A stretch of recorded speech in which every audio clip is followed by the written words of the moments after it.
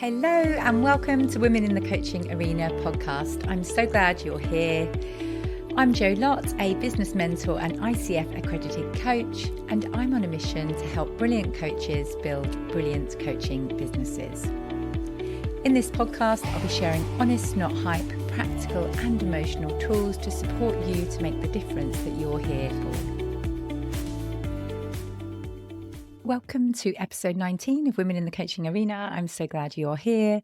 I'm excited to bring this episode on gaining corporate contracts because I would say over 50% of the clients that I work with in the business of coaching are aiming for corporate contracts. So if you are ready to tap into the lucrative world of corporate coaching and gain high value clients, then stay tuned because that's what we're covering in this episode. I'll share some actionable strategies and insights to help you to land those corporate contracts. I was super lucky. Well, I say lucky. I wasn't lucky at all. I did the work. So when I first started my business, I gained a contract with a corporate, and it was an absolute godsend because it brought me in a steady income when I needed it most, which is in those early days when you have no audience, you're feeling really panicky. I was so grateful, and I absolutely loved this particular work that I'm talking about. And I gained it through contacting someone I didn't know very well. I had worked with her in the past, but we didn't know each other. And I basically contacted her and said, I'm just setting up my own business. If you were going to hire someone like me, a coach, what would you be after? And then she took over a week to reply to my email. So I had the whole awful feeling of like, oh my God, this is so cringy. She's probably thinking, who are you? What do you even want from me? But anyway, eventually she got back to me and we had a call. I was just completely upfront and said, this is the sort of impact I want to have, but I've got no idea how to get into organizations.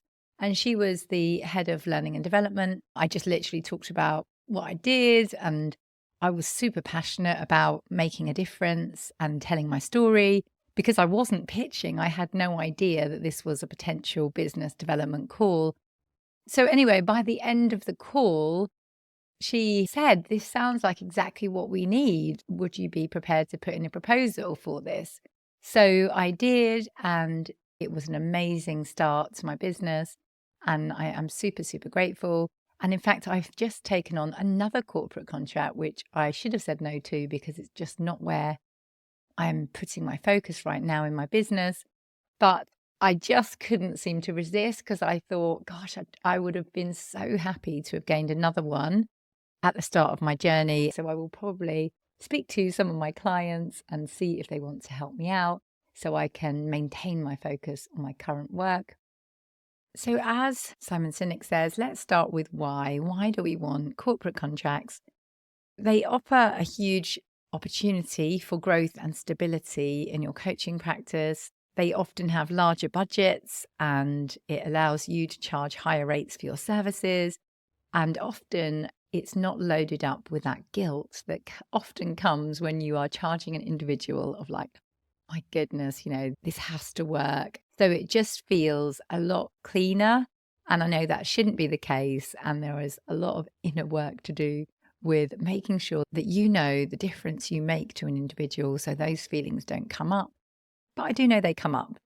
Working with corporates also gives you the chance to impact a bigger audience and enhance your reputation.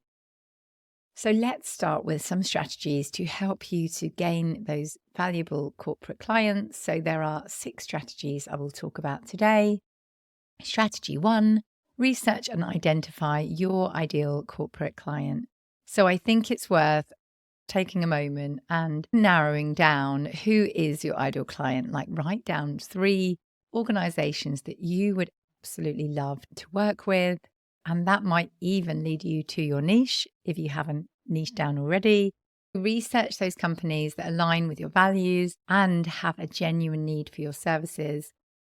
If they are the organizations you're interested in working with, hopefully they will be the type of organization that prioritize employee development and have a record of investing in coaching, understanding your target audience will enable you to tailor your approach. So once you are clear on your top 3 organizations, it will really help you to do your research. And as we move through the rest of the strategies, you can really tailor your message to those people.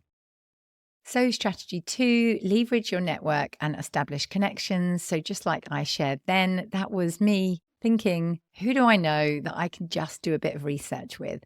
So if you know anyone who is in something like a learning and development role or HR role, it can make a big difference. But also it's good not to rule out people that you don't think will help you get a foot in the door, because often it's talking to a friend or someone you know that will say, oh yeah, we could definitely do that. I'm happy to talk to someone at my organization. So do ask if they can introduce you to any decision makers or HR professionals within their network. Attend conferences, seminars, events where you can connect with these individuals and just build the relationships. Don't think, I need to get a client, because that will stop you from being genuinely curious and just building true, lasting, meaningful relationships, because that is what counts. And that is why someone's contacted me recently, because I've just stayed in touch with her because I really like her, versus me wanting to get more work. So strategy 3, craft a compelling value proposition. So when approaching corporate clients, you will need to articulate the value you bring to the table. I was talking to a client of mine yesterday who is in a head of people role part-time. And she said that my program has been so valuable for her because now she can use what she learned about creating packages, gaining buy-in from your potential clients with her directors in her organization. Because no matter what role you are in, we are all in the world of marketing and what's in it for me. And I think before I really learned all the stuff I know now about marketing, I just wouldn't have realized that I needed to position it in a certain way to make people say yes. So it's about knowing their specific challenges. We want to position it from a nice to have to a must have. And we want to talk about tangible results. If you have any success stories from previous coaching engagements, make sure you bring those in. Highlight your experience and your credentials. Make sure it's super clear how you can help the organization with their greatest challenges, helping their employees develop new skills, increase productivity, create a great work culture, but also make it specific. So now we know who you are targeting. We want to talk about their particular industry challenges. One of my clients works in agencies and she has been super successful recently because people say, oh yeah, well, it's different for us. Like we've got a different structure.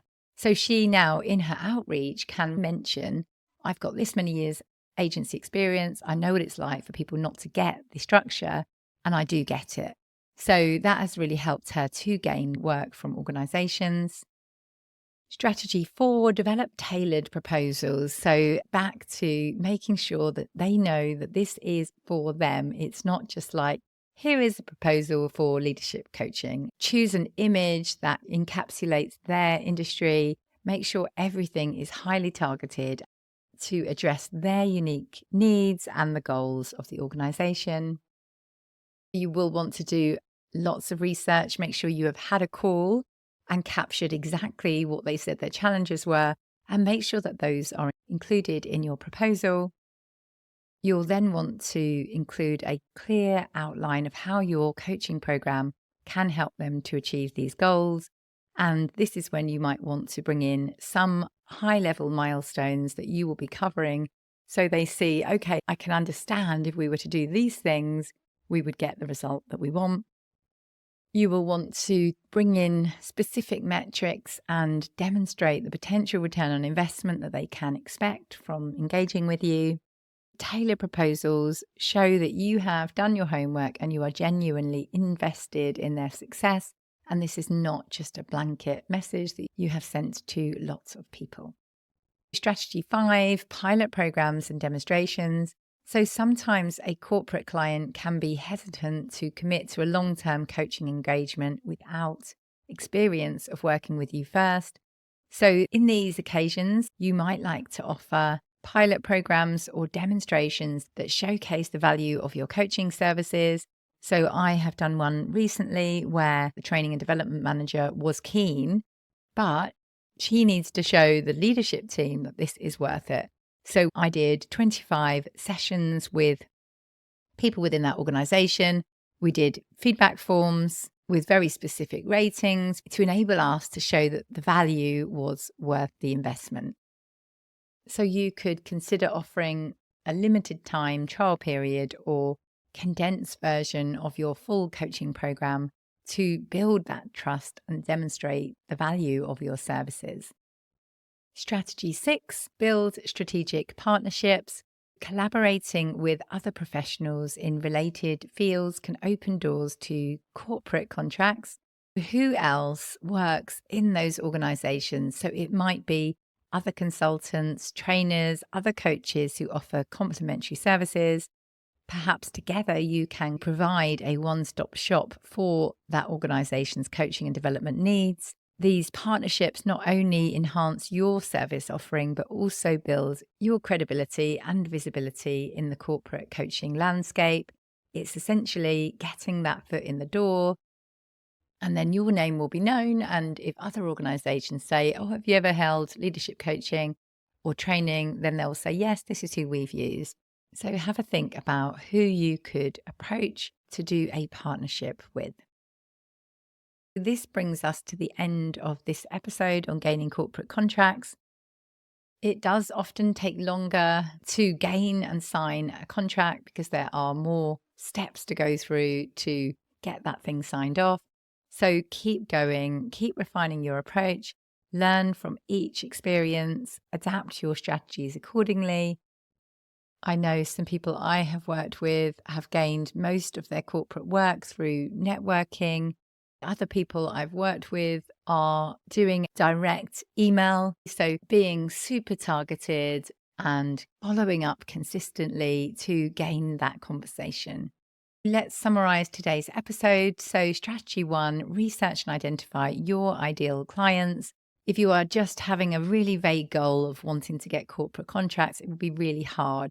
So write down 3 organizations where you would absolutely love to work and do your research. Strategy 2, leverage your network and establish connections. Remember, there are so many different routes in, and it's about being super kind and super helpful to everyone you know, not just those decision makers, because it's the people that you know that can get you in front of those decision makers. Strategy 3, craft a compelling value proposition. Make sure that you know what the problems are and what the solution is that they want. We need to position it away from a nice to have to a must have. Strategy 4, develop a tailored proposal. Ensure that it is super specific and everyone knows immediately on looking at this document that it has been prepared for them and it's not just a cookie cutter approach. Strategy 5, pilot programs and demonstrations. See if there is a way that you can do a trial run and they can get feedback. Strategy 6 was build strategic partnerships. Who else has an inning with that organization that you can complement with your service? By researching your target audience, leveraging your network, crafting that compelling proposal, and demonstrating the value of your coaching services, you can secure your first or next corporate contract. Thank you for joining me on this episode of Women in the Coaching Arena. If you found today's episode helpful, I would love you to subscribe and leave me a review. I know so many people have contacted me saying, oh, the podcast's amazing, but I haven't had a review or rating for ages, and it makes such a difference for me and other listeners. So please do take a moment and send me a message if you have done this, and I will personally thank you. As I say at the end of every episode, trust yourself, believe in yourself, and be the wise gardener who keeps on watering the seed.